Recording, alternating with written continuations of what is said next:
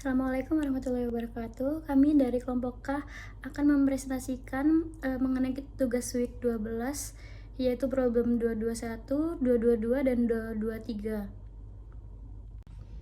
Sebelumnya izinkan saya memperkenalkan anggota kelompok K.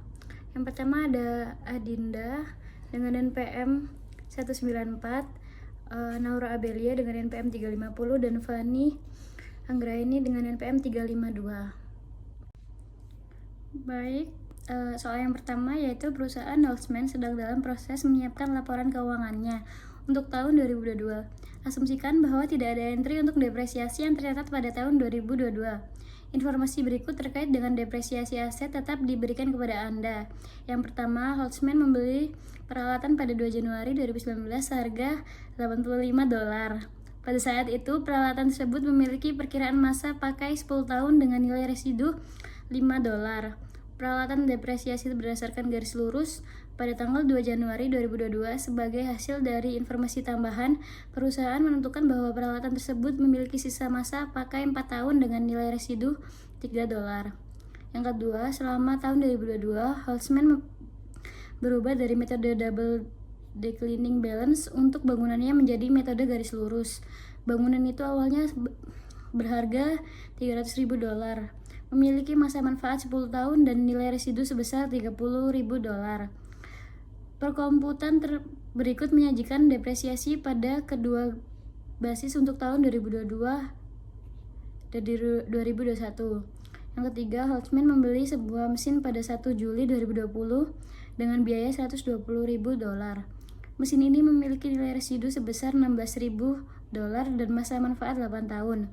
Pembukuan Holzman mencatat depresiasi garis lurus pada tahun 2020 dan 2021, tetapi gagal mempertimbangkan nilai residu. Jurnal yang A yaitu pada tanggal 31 Desember 2022. Biaya penyusutan pada akumulasi penyusutan perlengkapan sebesar $14.500 pada tanggal 31 Desember 2022. Jurnal yang kedua yaitu biaya penyusutan pada akumulasi penyusutan bangunan sebesar $20.250. Jurnal yang ketiga biaya penyusutan pada akumulasi penyusutan mesin dan akumulasi penyusutan mesin pada penghasilan sebesar $13.000 dan $3.000. Lalu laporan laba rugi komparatif periode 2022 dan 2021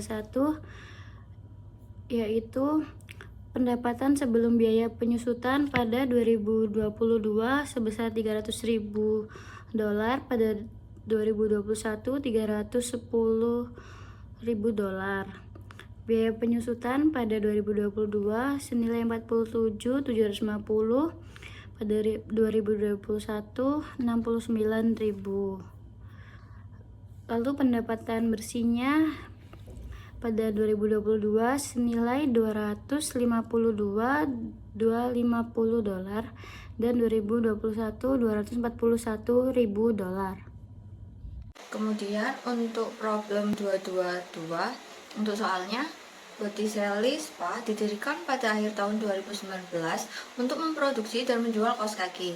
Pada akhir tahun keempat operasinya, perusahaan tersebut cukup berhasil, sebagaimana ditunjukkan oleh laba bersih yang dilaporkan berikut ini, yang ada pada gambar ini. Kemudian perusahaan telah memutuskan untuk memperluas operasi dan telah mengajukan pinjaman bank yang cukup besar. Pejabat bank telah mengindikasikan bahwa catatan tersebut harus diaudit dan disajikan dalam laporan perbandingan untuk memudahkan analisis oleh bank. Botticelli menyewa firma audit, cek dan double check, dan telah memberikan informasi tambahan berikut. Yang pertama, pada awal tahun 2020, Botticelli mengubah estimasinya dari 2% menjadi 1%. Dari piutang atas jumlah beban piutang tak tertagih yang akan dibebankan koperasi. Beban piutang tak tertagih untuk tahun 2019 jika menggunakan tarif 1% akan menjadi 10.000. Oleh karena itu, perusahaan tersebut menyatakan kembali laba bersihnya tahun 2019. Kemudian yang kedua, auditor menemukan bahwa tahun 2022, perusahaan telah mengubah metode penetapan harga persediaan dari biaya rata-rata menjadi FIFO. Dampaknya, laporan laba rugi untuk tahun-tahun sebelumnya adalah sebagai berikut, yang ada pada gambar tersebut. Kemudian, informasinya A. Perusahaan secara keliru melebih-lebihkan persediaan air sebesar 14.000 pada tahun 2021. Kemudian yang B. Terjadi perselisihan dengan otoritas pajak pada tahun 2020 mengenai pengurangan biaya hiburan. Pada tahun 2019, perusahaan tidak diizinkan melakukan pengurangan ini, tetapi penyelesaian pajak dicapai pada tahun 2022 yang mengizinkan pengeluaran ini. Sebagai hasil dari putusan pengadilan pengeluaran pajak pada tahun 2022, berkurang sebesar 60.000.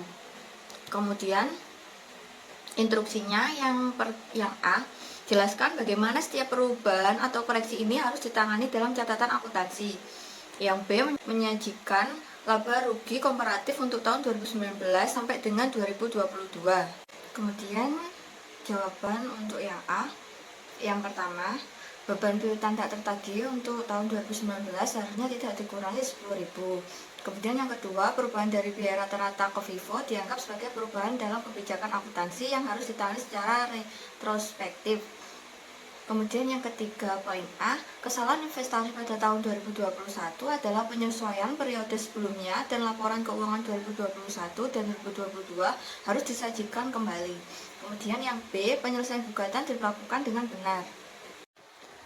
Kemudian untuk laporan laba rugi komparatif berarti Selispa untuk tahun 2019 hingga tahun 2022. Pendapatan laba bersih pada tahun 2019 sebesar 145.000, pada tahun 2020 sebesar 165.000, pada tahun 2021 sebesar 201.000, pada tahun 2022 sebesar 274.000. Kemudian penyesuaian pendapatan bersih yang belum disesuaikan pada tahun 2019 sebesar 140.000, pada tahun 2020 sebesar 160.000, pada tahun 2021 sebesar 205.000, pada tahun 2022 sebesar 276.000. Kemudian penyesuaian yang pertama, penyesuaian biaya piutang tak tertagih pada tahun 2019 minus 10.000. Kemudian yang kedua, penyesuaian persediaan FIFO pada tahun 2019 sebesar 15.000, pada tahun 2020 sebesar 5.000, pada tahun 2021 sebesar 10.000, pada tahun 2022 sebesar minus 16.000. Yang ketiga, kelebihan persediaan pada tahun 2021 minus 14.000, sehingga pada tahun 2022 sebesar 14.000. Kemudian pendapatan bersih yang sudah disesuaikan yaitu dijumlahkan semua pada tahun 2019 sebesar 145.000, pada tahun 2020 sebesar 165.000, pada tahun 2021 sebesar 201.000, pada tahun 2022 sebesar 274.000. Untuk soal pada P223, di sini kita diminta untuk prepare di jurnal entries pada tanggal Desember 31 tahun 2022 sesuai dengan informasi yang telah diberikan di sini. Di sini yang pertama kita akan mencari tahu tentang komisi penjualan belum dicatat untuk tahun 2021 dan 2022. Untuk tahun 2021, komisi yang belum dicatat yaitu sebesar 3.500.000. Karena ini sudah mempengaruhi tahun sebelumnya, kita perlu mengkoreksi ekuitas awal. Lalu pada tahun 2022, komisi yang belum dicatat yaitu sebesar 2.500.000. Ini dicatat sebagai beban tahun berjalan. Lalu untuk jurnalnya ada retained earnings pada accrued commission payable sebesar 3.500.000. Lalu ada yang kedua ada sales commission expense pada accrued commission payable sebesar 2.500.000. Lalu yang kedua di sini kita akan membahas tentang koreksi kesalahan persediaan. Chain Group menemukan kesalahan inventaris untuk 3 tahun terakhir seperti yang kalian bisa lihat di sini, yaitu yang pertama ada pada tahun 2020 sebesar 16 juta. Persediaan understate sebesar 16 juta ini tidak mempengaruhi tahun 2002 karena sudah lewat 2 tahun. Lalu yang kedua ada pada tahun 2021 sebesar 19 juta.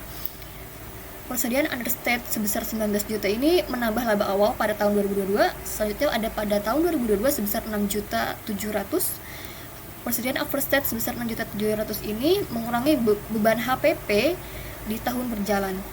Lalu untuk jurnalnya seperti yang bisa kalian lihat di sini, yaitu return earnings pada inventory sebesar 19 juta, lalu ada inventory pada cost of goods sold sebesar 6.700.000. Lalu untuk yang ketiga, di sini kita akan membahas atau mencari tentang perubahan metode penyusutannya. Chain Group mengubah metode penyusutan aset dari Double Reckoning Balance atau DDB ke Straight Line. Untuk detailnya sebagai berikut, biaya perolehan aset sebesar 100 juta, umur ekonomisnya selama 10 tahun, lalu penyusutan sebelumnya itu sebesar 36 juta pada tahun 2020 sampai 2021. Untuk penyusutan tahun 2022-nya yaitu sebesar 12.800.000. Untuk penyusutan baru yaitu atau straight line, di sini kita bisa mencarinya dengan 100 juta dikurangi 36 juta lalu dibagi 8, hasilnya sama dengan 8 juta. Untuk pengoreksiannya di sini kita bisa lihat 12.800.000 dikurangi 8 juta sama dengan 4.800.000. Lalu untuk jurnalnya yaitu accumulate depreciation pada depreciation expense sebesar 4.800.000. Terakhir di sini kita akan membahas tentang perubahan metode akuntansi kontrak. Chain Group mengubah metode pencatatan pendapatan proyek dari cost recovery ke percentage of completion. Koreksinya yaitu di sini kita bisa lihat pendapatan sebelum tahun 2022, percentage of completion-nya sebesar 150 juta, lalu untuk cost recovery-nya sebesar 105 juta. Untuk pengoreksiannya sama dengan 150 juta dikurangi 105 juta, hasilnya 45 juta. Lalu pendapatan tahun 2022-nya percentage of completion-nya sebesar 60 juta, cost recovery-nya sebesar 20 juta, untuk pengoreksiannya sebesar 60 juta dikurangi 20 juta sama dengan 40 juta. Total koreksi pendapatannya 45 juta ditambah 40 juta sama dengan 85 juta. Lalu untuk jurnalnya yaitu bisa kalian lihat di sini ada construction revenue pada retained earnings dan construction income. Untuk construction revenue-nya sebesar 85 juta, retained earnings-nya sebesar 45 juta, dan construction income-nya sebesar 40 juta.